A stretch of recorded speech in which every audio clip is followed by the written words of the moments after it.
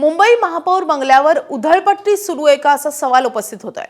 मुंबई महानगरपालिकेच्या महापौर बंगल्यावर जानेवारी 2026 मध्येच सुमारे 75 लाख खर्चून विविध दुरुस्ती आणि सुविधा उभारण्याची कामं पूर्ण करण्यात आल्याचा दावा संबंधित कंत्राटदाराने पत्राद्वारे केलाय। या कामांमध्ये पेंटिंग, पॉलिशिंग, बाथरूम, इलेक्ट्रिकल कामं, डीजी रिपेअर, जुनी पाण्याची टाकी हटवणं तसंच परिसरातील विविध सुविधा उभारण्याचा समावेश होता।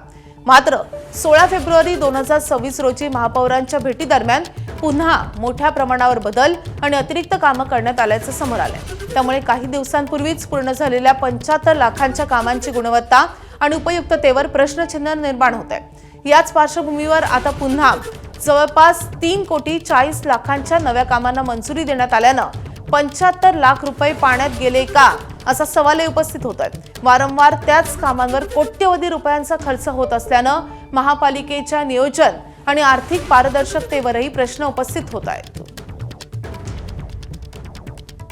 आपले प्रतिनिधी ईशान देशमुख सध्या आपल्या सोबत आहेत। ईशान, खरं तर अलीकडेच 75 लाखांचा खर्च केल्यानंतर इतक्या मोठ्या प्रमाणावर जवळपास 3 कोटी 40 लाखाचा खर्च परत का केला जातोय महापौरांकडून किंवा महापालिकेकडून, या संदर्भात काही स्पष्टीकरण आलंय का?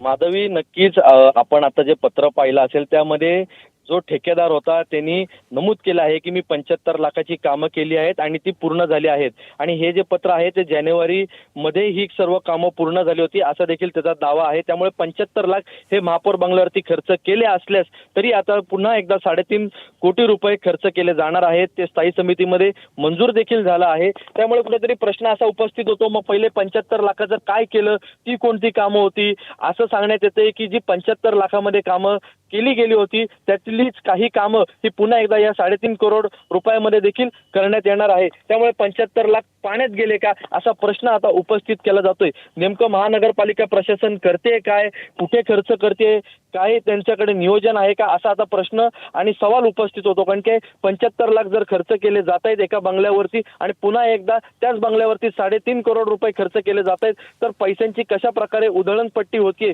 हे यातून समोर दिसून येतंय असं देखील आता सांगितलं जातंय। ईशान, धन्यवाद या सगळ्या सविस्तर माहितीसाठी।